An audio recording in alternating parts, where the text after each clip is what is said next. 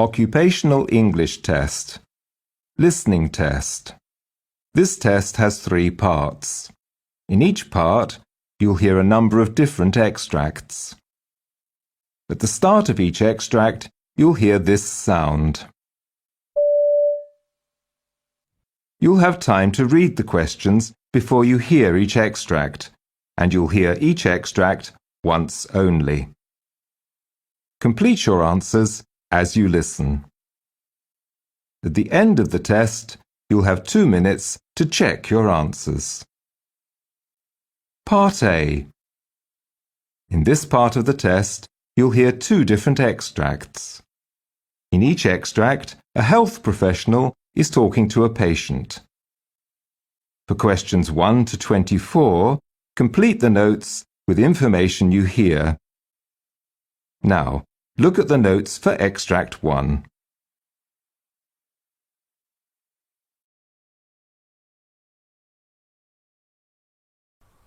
Extract 1.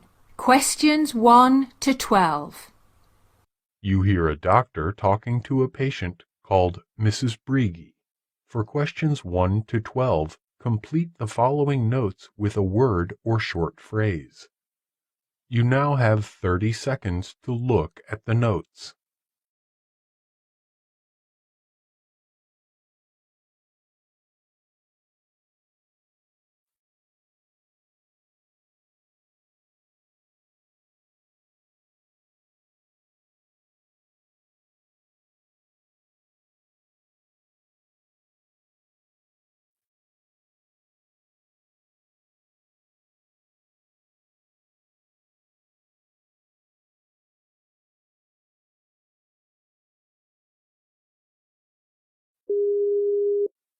Hello, doctor. Good morning.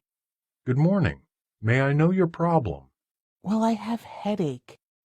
The headache first began 2 months ago. I feel a sensation of pressure. The intensity is moderately severe, making regular activities difficult. I fear I am getting much closer to sinus congestion, or maybe photophobia. What's your age? 42, doctor. Do you drink or smoke? Well, I do not smoke, but I drink regularly. Tell me if any of your family members have any history of illness. My father and brother have a history of migraine, doctor. Is there any congestion in your chest or throat? Yes, I have some sinus congestion. Did you have any cardiovascular problems? No, doctor. Any gastrointestinal problems in the past or present? No, doctor. Are you taking any medications? No, doctor. Are you allergic to any medicine? Yes, codeine. Do you have any muscle cramps, joint pain, back pain, or limb pain? No, doctor. Do you have any musculoskeletal problems, or in the past? No, doctor. Well, the sense of smell of your cranial nerves was intact. Neck range of motion was normal in all directions. There was no evidence of cervical muscle spasm. No radicular symptoms were elicited by neck motions. Shoulder range of motion was bilaterally normal. There were no areas of tenderness. Tests of neurovascular compression were negative. There were no carotid brutes. Back range of motion was normal in all directions. Position and vibratory sense was normal. Your gait has no abnormal components. Tandem gait was performed normally. There is no edema or significant varicosities. You have developed migraine without aura. I am going to describe therapeutic trial of Inderal 40 milligrams, half tablet twice a day for 1 week, then 1 tablet twice a day for the next week, and then for the 3rd week, 1 tablet thrice a day. Continue these medications for 3 weeks and meet me again after 3 weeks.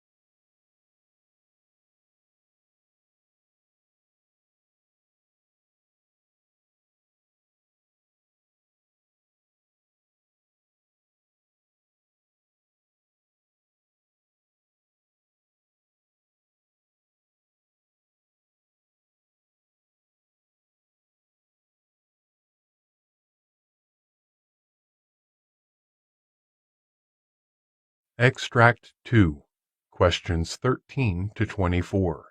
You hear a physician talking to a patient called Mrs. Crome. For questions 13 to 24, complete the following notes with a word or short phrase. You now have 30 seconds to look at the notes.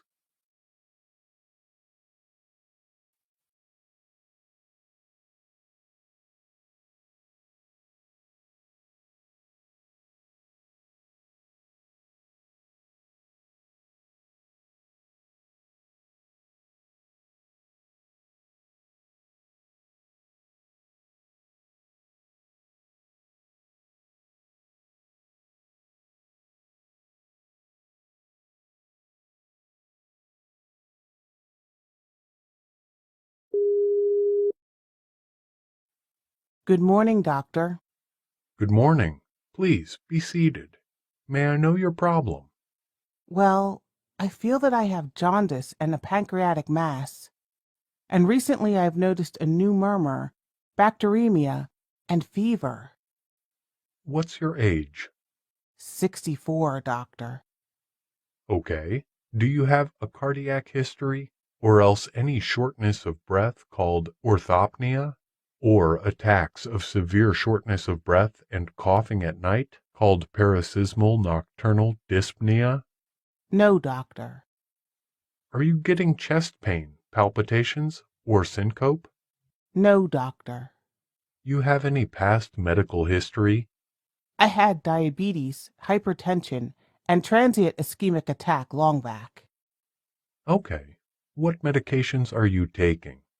Acidophilus supplement, cholestyramine, Creon 20 3 times daily, Diovan 160 milligrams twice daily, Lantus 10 daily, Norvasc 5 milligrams daily, Novolog 70/30 10 units at noon daily, Pamelor 15 milliliters every evening, vitamin D3 1 tablet weekly. Are you allergic to any medication? I'm allergic to codeine, Coreg, and vancomycin. Is there any family history of illness? While my daughter has a history of a murmur, my father died when he was 75 due to chronic heart failure.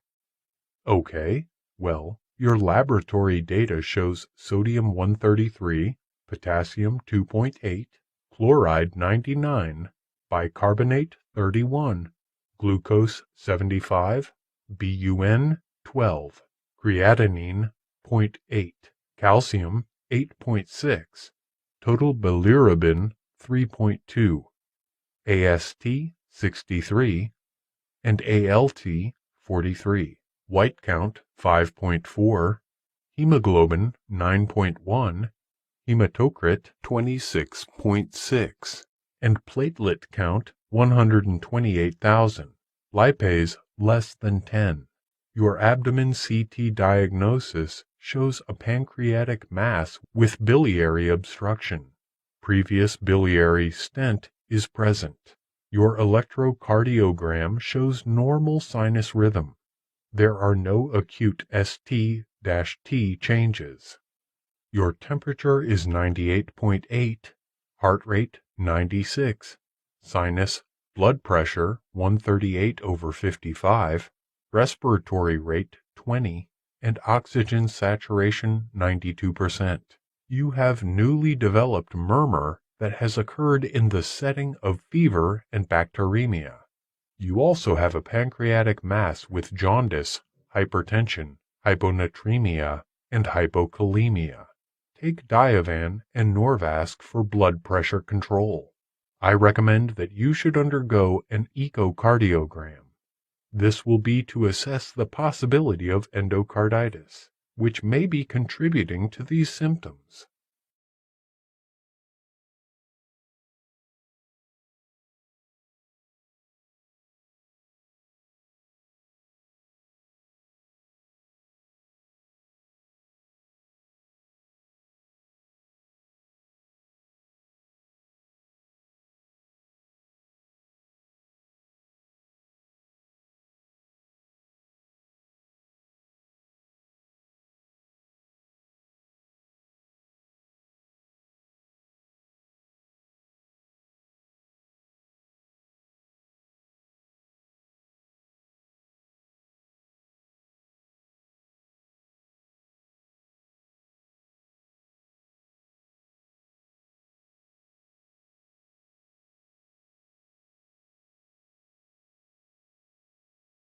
This is the end of Part A. Now, look at Part B. Part B. In this part of the test, you will hear 6 different extracts. In each extract, you'll hear people talking in a different healthcare environment. For questions 25 to 30, choose the answer A, B, or C, which best fits according to what you hear. You will have time to read each question before you listen to the audio. Complete the answers as you listen to the audio. Now look at question 25. You hear a discussion between a doctor and nurse about different types of kidney cancer cells. Now read the question.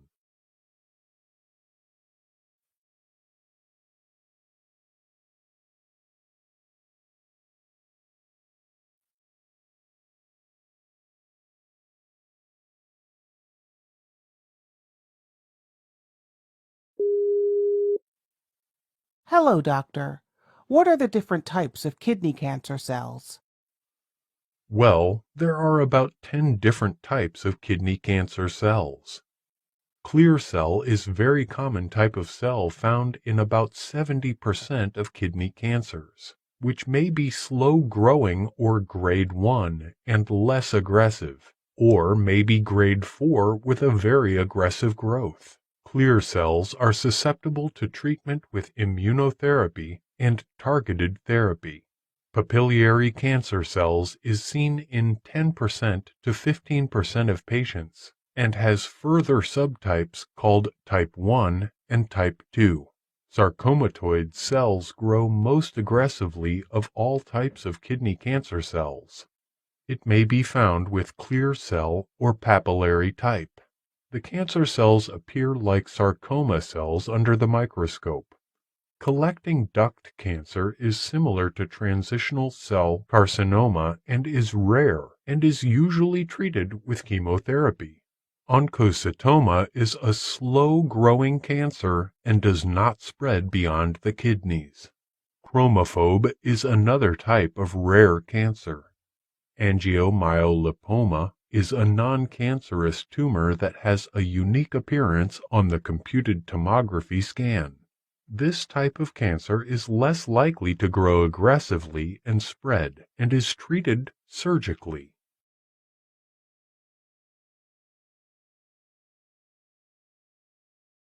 Question 26. You hear a discussion between a doctor and nurse about fibrosis. Now read the question.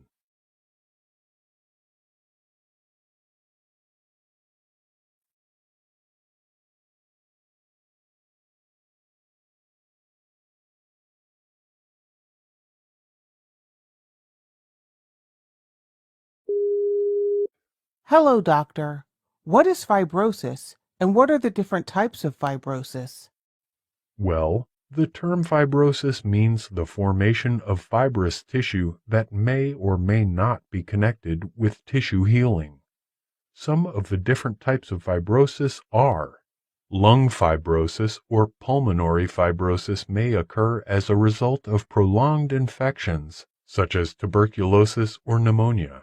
The condition is also caused by exposure to occupational hazards, such as coal dust, or the genetic condition called cystic fibrosis. Liver fibrosis or cirrhosis refers to the scar tissue and nodules that replace liver tissue and disrupt liver function. The condition is usually caused due to alcoholism, fatty liver disease, and hepatitis B or hepatitis C. Heart fibrosis affects the regions of the heart that have become damaged due to myocardial infarction may undergo fibrosis. Mediastinal fibrosis is characterized by calcified fibrosis of the lymph nodes that can block respiratory channels and blood vessels.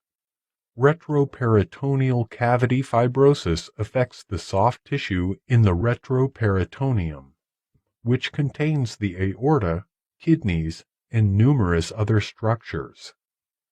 Bone marrow fibrosis, or myelofibrosis, is scarring in the bone marrow that prevents the normal production of blood cells in the bone marrow. Skin fibrosis is the scar tissue that forms on the skin in response to injury, called a keloid. Scleroderma or cystic sclerosis is an autoimmune disease of the connective tissue that initially affects the skin, but also involves other organs such as the kidneys, heart, and lungs.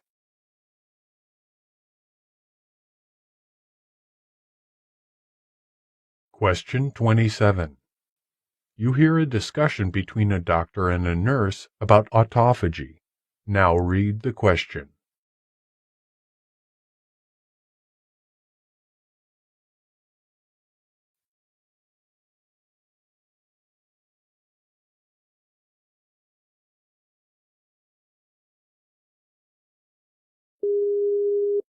Doctor, what is an autophagy, and what are the types?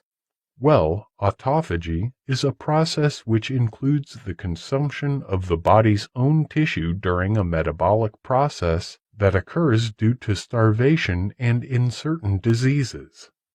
The different types of autophagy are: macroautophagy processes involves delivery of cytoplasmic cargo to the lysosome through the intermediary of a double membrane bound vesicle, which is called an autophagosome, that fuses with the lysosome to form an autolysosome.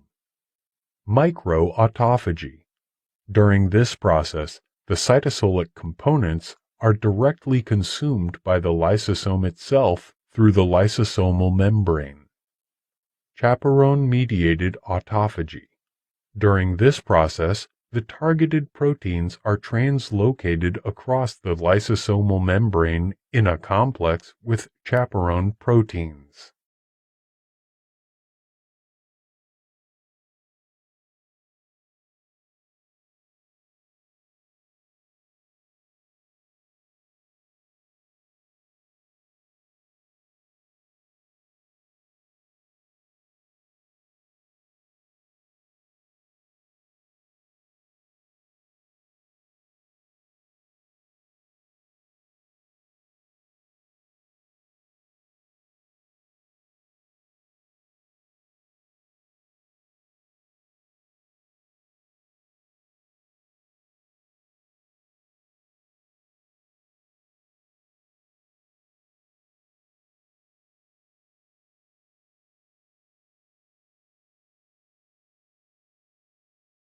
Question 28. You hear a discussion about the role of epinephrine in human body. Now read the question.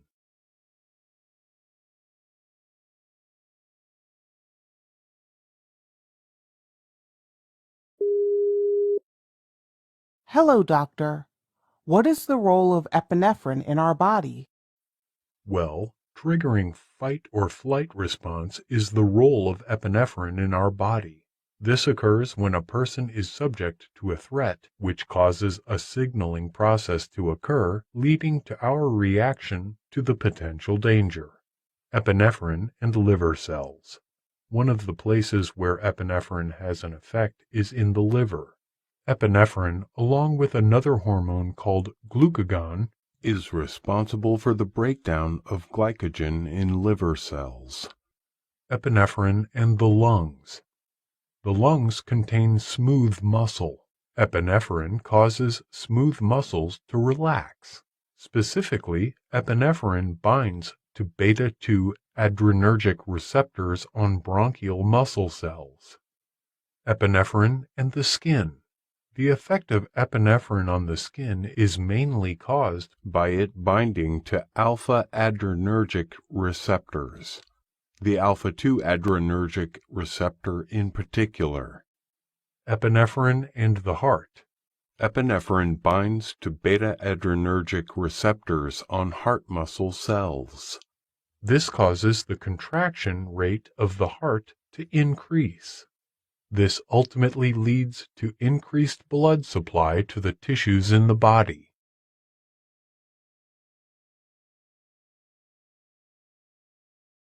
Question 29. You hear a lecture about ringworm diseases. Now read the question.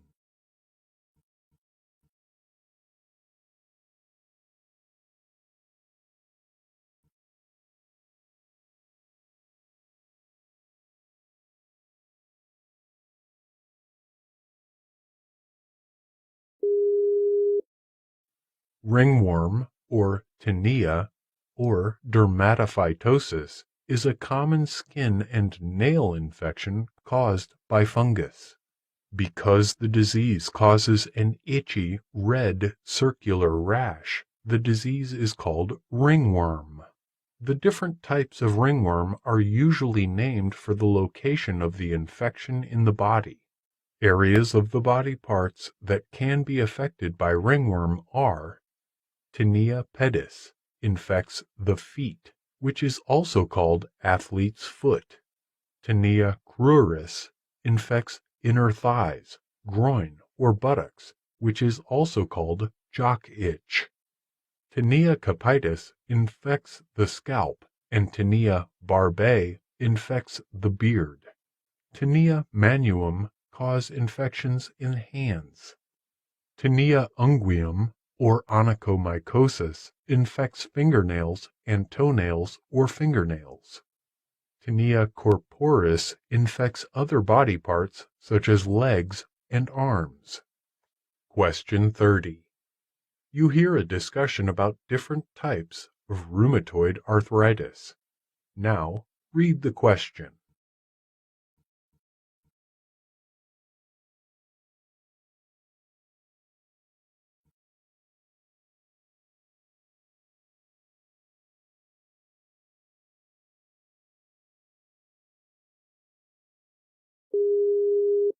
Hello, doctor. What are different types of humanoid arthritis? Knowing the exact type of rheumatoid arthritis will be very helpful to provide an appropriate treatment to the patient. Types of rheumatoid arthritis include: if a patient has seropositive rheumatoid arthritis, the blood test result would show a positive rheumatoid factor. This means the patient has the antibodies that cause the immune system to attack the joints. Juvenile idiopathic arthritis refers to rheumatoid arthritis in people younger than 17 years of age. The condition was previously known as juvenile rheumatoid arthritis. The symptoms are the same as those of other types of rheumatoid arthritis. However, they may also include eye inflammation and issues with physical development. If the patient has a seronegative rheumatoid arthritis, the blood test would show a negative rheumatoid factor and a negative anticyclic citrullinated peptide. But if the patient still has rheumatoid arthritis symptoms, it may be probably a seronegative rheumatoid arthritis. The patient may eventually develop antibodies, changing the diagnosis to seropositive rheumatoid arthritis.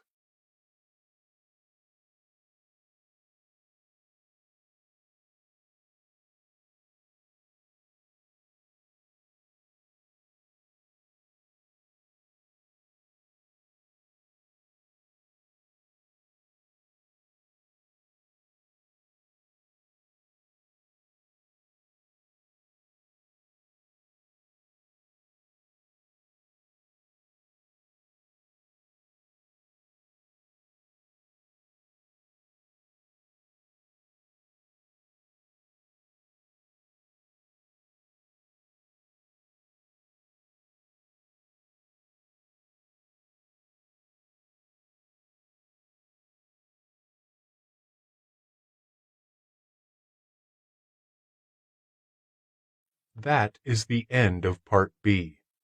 Now, look at Part C.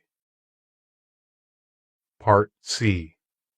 In this part of the test, you'll hear two different extracts. In each extract, you'll hear health professionals talking about specific aspects of their work.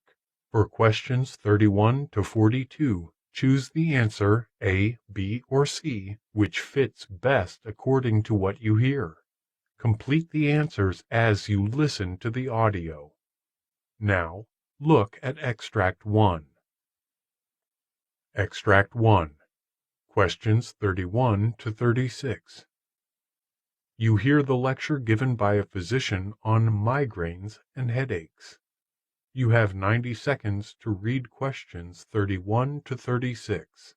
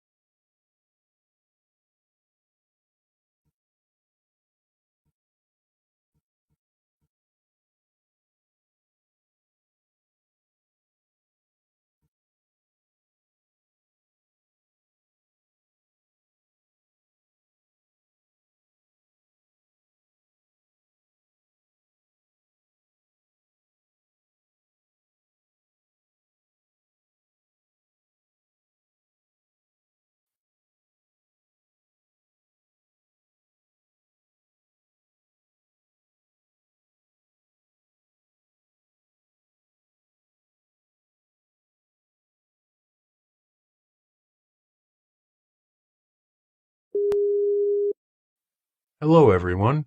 I am going to explain to you migraines and headaches.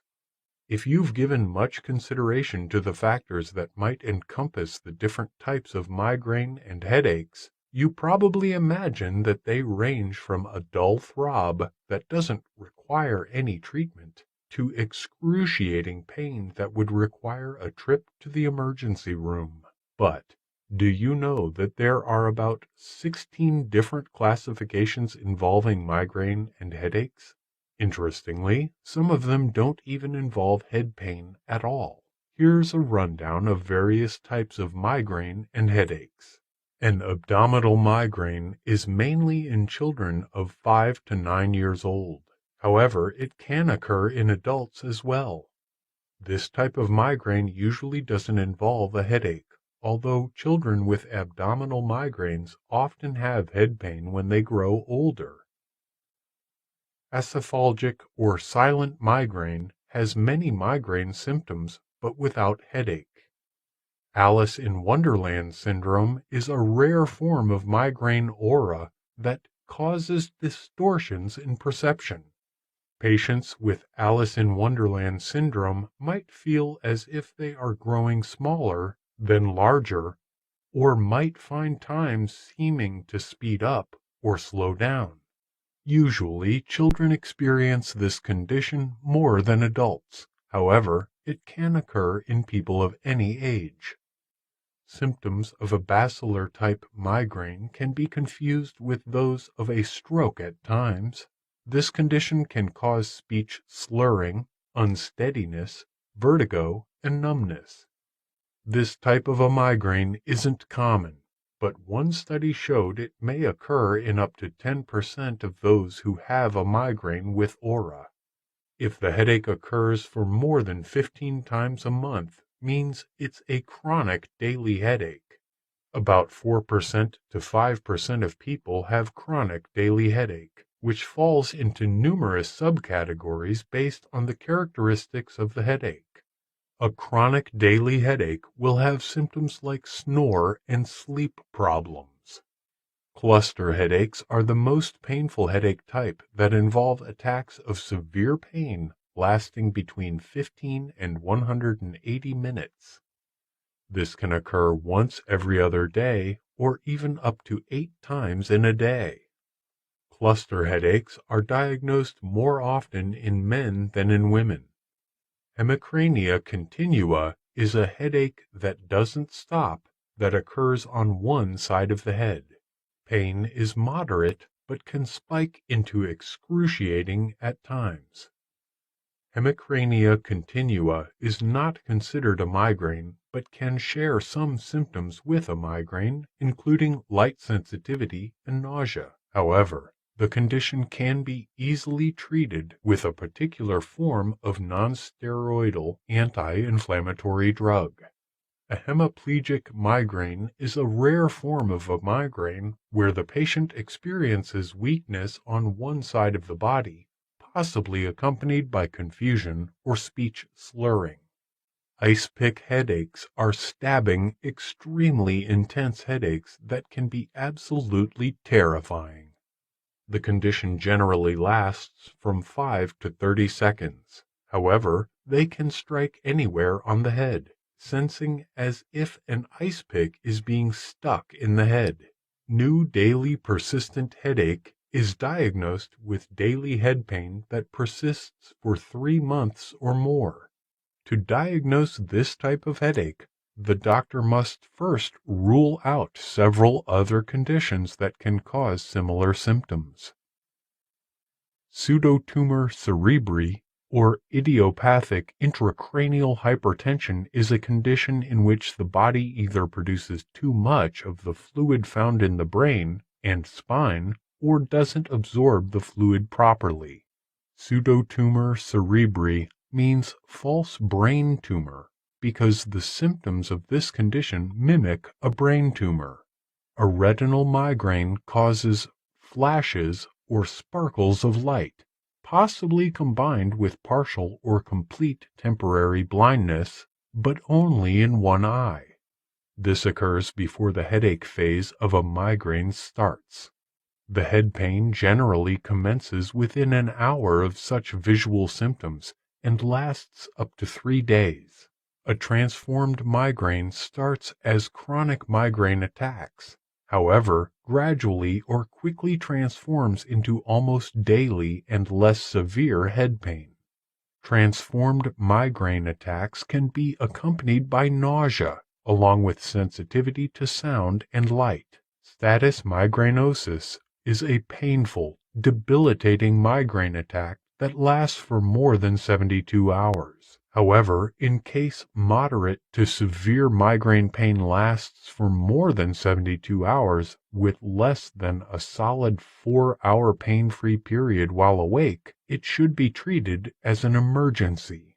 A tension-type headache is the most common form of headache, affecting about 80% of people, which is often called a band around the head. In this condition, one will have mild to moderate pain that can be alleviated with over-the-counter pain relievers.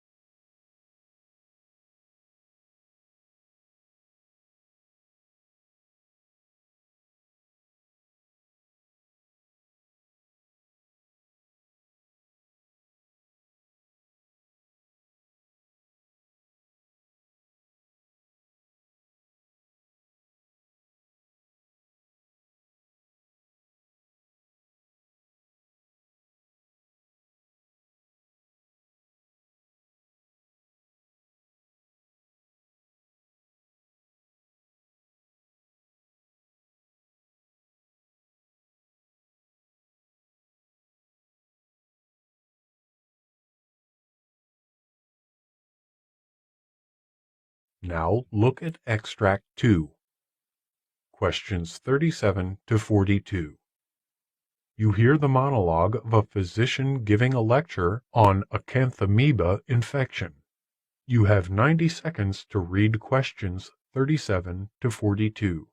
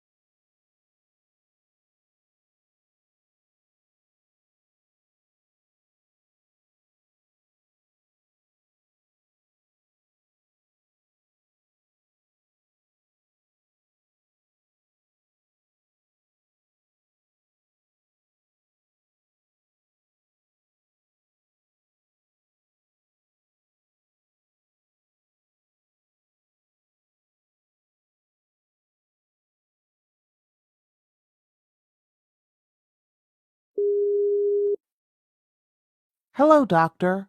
What is an acanthamoeba infection, and what are its types? Acanthamoeba is a genus of opportunistic protozoan amoebic species widely found in the environment. Moreover, it is part of a broader family of free-living amoebae that can autonomously survive in the environment. However, it can also parasitize in human and result in severe infections. Having discovered as a contaminant of yeast culture in 1930, it has become increasingly appreciated in the past few decades due to its potential to cause diseases in persons wearing contact lenses and immunocompromised persons, and also for its capability to act as a reservoir for various pathogens such as fungi, bacteria, and viruses. Three major classifications of rare clinical syndromes can be caused by acanthamoeba: a fatal granulomatous amoebic encephalitis that involves the spinal cord and brain, acanthamoeba keratitis that involves the eye and disseminated infection that often manifests in many skin lesions, granulomatous amoebic encephalitis. Initially, the term granulomatous amoebic encephalitis was coined mainly to define the brain infection caused by acanthamoeba species. Nevertheless, the other free-living amoebae, especially Balamuthia mandrillaris and Sapina diploidea, can result in analogous clinical presentation. Most often, acanthamoeba affects the posterior structures of the brain in patients' diseases such as diabetes, renal failure, various malignancies, systemic lupus erythematosus, and human immunodeficiency virus. Other predisposing factors are organ transplantation, drug abuse, alcoholism, radiotherapy, or chemotherapy. It is often very cumbersome for the early clinical diagnosis of this condition, as symptoms mimic ischemic stroke or some other type of infectious encephalitis. In this condition, the disease usually manifests with headache, confusion, stiff neck, fever, lethargy, and focal neurologic deficits. As the infection becomes severe, the signs of raised intracranial pressure predominate, resulting in coma and mortality. Acanthamoeba keratitis represents a multifactorial process connected with the use of contact lenses. It can also occur in non-contact lens users, especially those with low levels of immunoglobulin A antibodies in their tear film, or changes in the surface of the cornea. The process begins with the disintegration of the epithelial barrier and stromal invasion by acanthamoeba that induces a vigorous inflammatory response and subsequent stromal necrosis, with potential blinding. There is also a chance of bacterial superinfection that further complicates timely diagnosis. Usually, the symptoms are restricted to one eye and include swelling, pain, redness, tearing, light sensitivity or photophobia, abnormal contraction of the eyelid called blepharospasm, and blurred vision when the corneal lesion involves the visual axis. Disseminated infection and skin lesions. If acanthamoeba enters the skin through the nostrils or a wound, the organism can travel through the bloodstream, spread to other organs, and result in a disseminated infection. In such cases, the clinical process can be fulminant with swift progression to death. Infection with acanthamoeba species can also result in various skin lesions that usually start as firm papules nodules, subsequently developing into indurated ulcerations.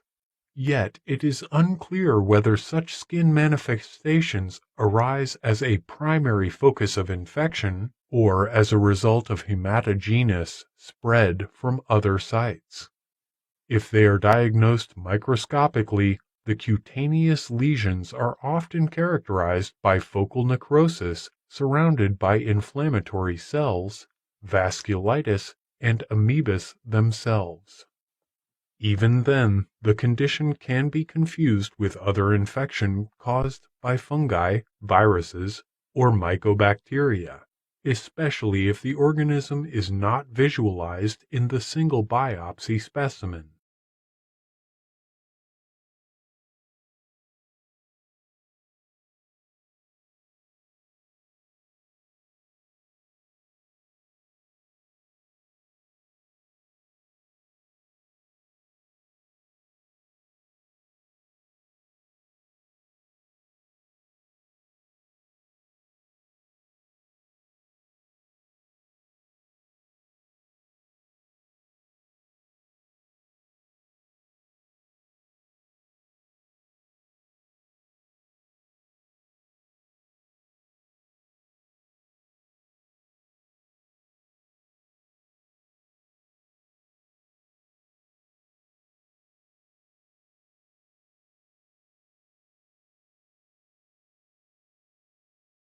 This is the end of Part C.